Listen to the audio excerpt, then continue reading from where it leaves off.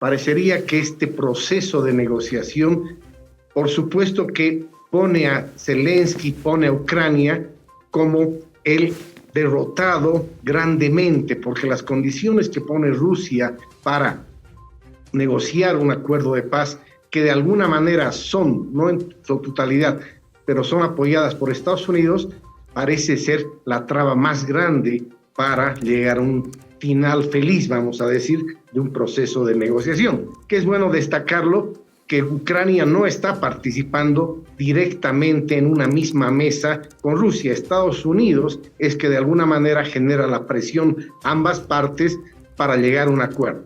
Sin desconocer que la posición de militarmente derrotado, entre comillas derrotado, pero con una clara desventaja hoy militarmente de Zelensky, podría visualizar un escenario de mayor pérdida para Ucrania. Es momento de abordar el tema de hoy.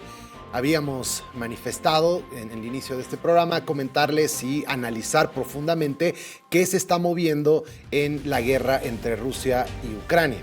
Recordarán ustedes que el señor Donald Trump, durante su campaña política hacia la presidencia de los Estados Unidos, ha manifestado no una, muchas veces, que él iba a resolver este tema en 24 horas. Así de sencillo era para él resolver esto. Bueno, claramente han pasado mucho más de 24 horas.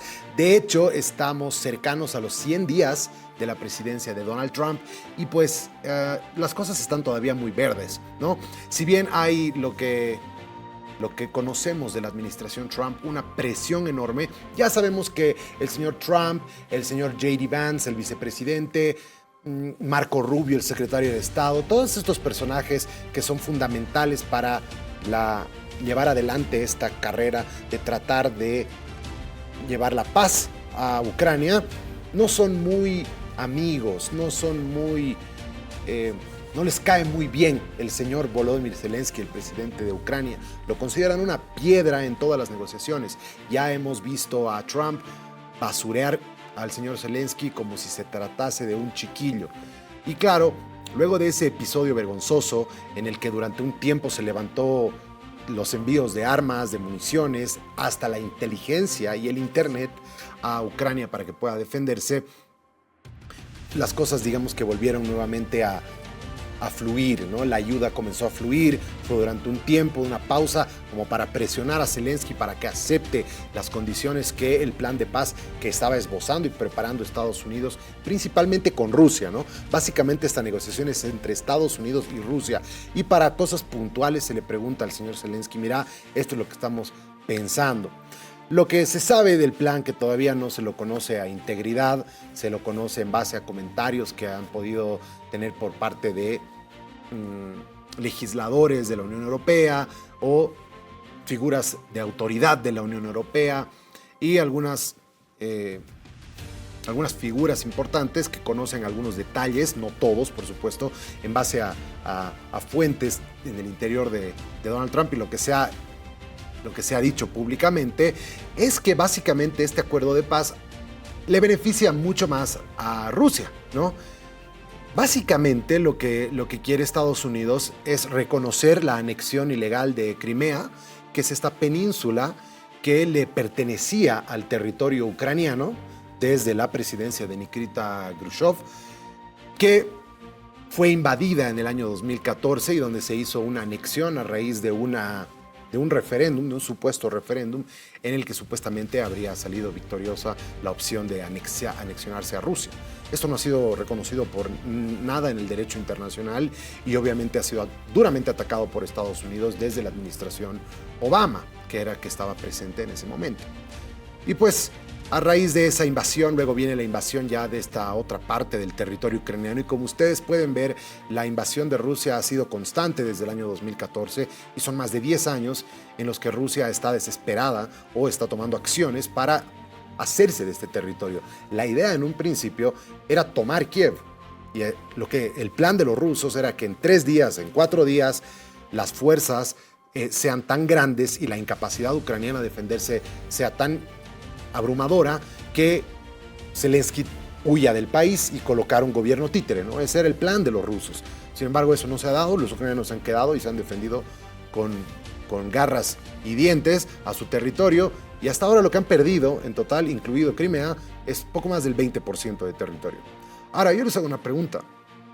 ¿Ustedes estarían de acuerdo con cederle 20% de nuestro territorio a Perú, a Chile, a Brasil, a Paraguay o a cualquier otra potencia de nuestros vecinos? Estoy seguro que no. Lo que Estados Unidos está planteando es básicamente que Ucrania reconozca que ha perdido todos estos territorios, que las líneas de guerra donde están estacionadas en este momento permanezcan tal y como están, y que todo lo que está controlando Rusia pase a control de Rusia y sea reconocido tanto por Ucrania como por el derecho internacional. Y esto es ampliamente desventajoso para Ucrania, porque Ucrania tiene que además comprometerse a no unirse a la OTAN en ningún momento de su historia, de aquí en el futuro, y tampoco tiene muchas garantías de seguridad en la posterioridad, ¿no? Es decir, no hay la posibilidad y no hay la garantía de que Rusia no va a hacer lo mismo que ha hecho el 2014 o lo mismo que ha hecho el 2022 cuando empezó con su invasión. Entonces, Ucrania no tiene ninguna forma de garantía de que su territorio no va a ser invadido nuevamente en el futuro, como ya ha sucedido en 2 oportunidades anteriores. Entonces, está compleja la cosa, y aquí donde las balas, los torpedos están siendo dirigidos es al señor Zelensky, desde la administración Trump, que ha dicho: el señor Zelensky podrá batallar esta guerra otros 3 años y perder todo su país, o aceptar el tratado de paz creado por Estados Unidos y Rusia. Está compleja la cosa, pero obviamente aquí el que tiene la mayor debilidad es Ucrania, porque necesita por completo la inteligencia norteamericana, necesita las municiones, necesita las armas, los aviones, todo lo que Estados Unidos le puede brindar. Mucho no puede hacerlo sola, ya es una economía bastante dilapidada por estos 3 años de guerra. Por el lado de Rusia también necesitan tomarse un descanso y reagrupar sus fuerzas. Necesitan tiempo para volver a generar nuevamente un ejército fuerte, estabilizar la economía, porque hay una inflación importante, una devaluación importante también del rublo frente al dólar, y claro, los precios están trepando y los hombres están dejando de trabajar en el aparato productivo y están pasando a las filas de la guerra, ¿no? Es una economía de guerra, siempre es algo que le pone mucha presión a la economía de cualquier país. Entonces, claro, Rusia necesita ese tiempo, y quién sabe, en el futuro podría nuevamente terminar haciéndose de Ucrania. Y eso sí que sería una ventaja enorme para Rusia en el tablero de Risk que se está jugando en este momento en el mundo. Bien, vamos a analizar este tema de cómo se llevan adelante las negociaciones sobre esta situación con nuestro invitado del día de hoy. Se encuentra con nosotros Álvaro del Pozo. ¿Cómo estás, Álvaro? Buenas tardes. Jorge Luis, como siempre, es un gusto y un placer compartir contigo estos temas que obviamente preocupan a toda la comunidad global. Así es. Bueno, realmente la administración Trump ha demostrado ser un giro de 180 grados a lo que sus predecesores manifestaban como el reconocimiento del derecho internacional. Parece inaudito que un país como Estados Unidos, que se regía supuestamente hacia reconocer el derecho internacional, acepte la anexión ilegal de un territorio, y además la anexión de otra parte de un territorio a punta de guerra, como volviendo a las épocas del imperialismo, que Estados Unidos muy bien las conoce, como hizo con México, como hizo con Guam, con Haití, etc. Así es, Jorge Luis, es un desconocimiento al derecho internacional, a los principios de la Carta de las Naciones Unidas. Y uno podría decir, hasta es legítimo que contradiga sus antecesores, pero lo peor y lo incoherente en este caso, que se contradice él mismo, porque el presidente Trump en el 2017 negaba la posibilidad de que Estados Unidos reconozca a Crimea como parte del territorio ruso. Por lo tanto, hemos vivido un cambio absolutamente importante de 180 grados del presidente Trump en esta su mirada sobre Rusia y de su posición geoestratégica frente a justamente Rusia. Hoy lo vemos mucho más cercano, y tú decías muy bien en toda esta parte introductoria, parecería que este proceso de negociación, por supuesto que pone a Zelensky, pone a Ucrania como el derrotado grandemente, porque las condiciones que pone Rusia para negociar un acuerdo de paz, que de alguna manera son, no en su totalidad, pero son apoyadas por Estados Unidos, parece ser la traba más grande para llegar a un final feliz, vamos a decir, de un proceso de negociación. Que es bueno destacarlo, que Ucrania no está participando directamente en una misma mesa con Rusia. Estados Unidos es que de alguna manera genera la presión a ambas partes para llegar a un acuerdo. Sin desconocer que la posición de militarmente derrotado, entre comillas derrotado, pero con una clara desventaja hoy militarmente de Zelensky, podría visualizar un escenario de mayor pérdida para Ucrania. Pero, por supuesto, habrá que ver las otras condiciones. Si quieres, la dejamos para la segunda intervención, para ver más o menos qué es lo que Estados Unidos se dice estaría exigiendo a Rusia para que se firme este acuerdo de paz. Estaba leyendo que este titular de CNN, que dice, los aliados estadounidenses expresan alarma hacia el plan de Trump de permitir a Rusia mantener gran parte del territorio que le fue quitado a Ucrania. Y aquí es el tema de seguridad no le afecta tanto a Estados Unidos como le afecta a Europa. Europa sí está viendo que la guerra le está tocando la puerta. Y Europa, si hay un continente que ha estado en guerra durante casi toda su historia, es Europa la que está viendo que nuevamente podrían estar sonando los tambores de guerra en su territorio. Y una Rusia que logre controlar todo ese territorio sería devastador para Europa. Y es por eso que Europa además está comenzando a cambiar su visión. La llegada de Trump, las arremetidas de J.D. Vance en la conferencia de Múnich hace unos meses. Todas estas situaciones que se han ido llevando adelante han demostrado que la política internacional de Estados Unidos no es ya de amistad y de la que solía ser hace cientos de años o hace los últimos 80 años por lo menos, luego de la institución del orden internacional. Entonces Europa está tratando de encontrar su nueva ruta sin Estados Unidos como ese garante de su seguridad. ¿Y qué han hecho? Han comenzado a generar o a invertir mucho más dinero en su seguridad.